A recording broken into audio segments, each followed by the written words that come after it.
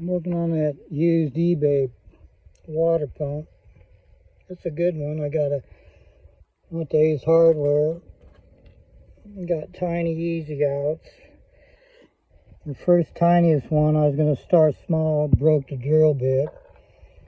I bought 3 sets of drill bit and easy out. So I'm taking my time. Got Family Dollar spray lubricant.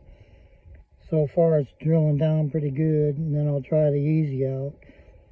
It's a good pump. I want to get it working. I really had to bear down on it.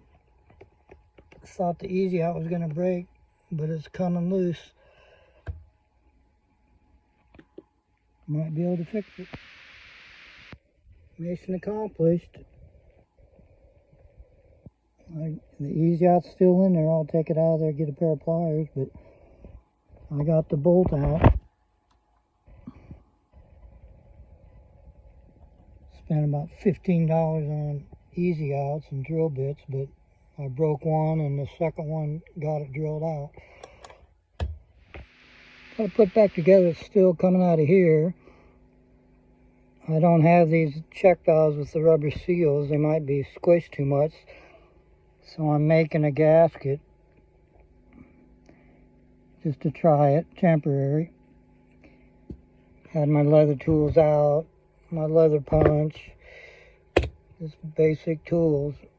Trying to get it back together and see if it'll run without leaking after I got the broken bowl out. Got it running. Got good flow. Not leaking where it was. I think it's supposed to leak there, but I don't have those new rubber check valve things, so I made a gasket and it's running.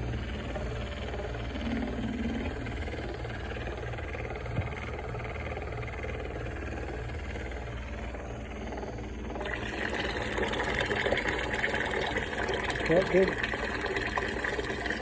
If I had some 5/8 rubber hose, I could make a good connection and test the pressure switch, but it's running.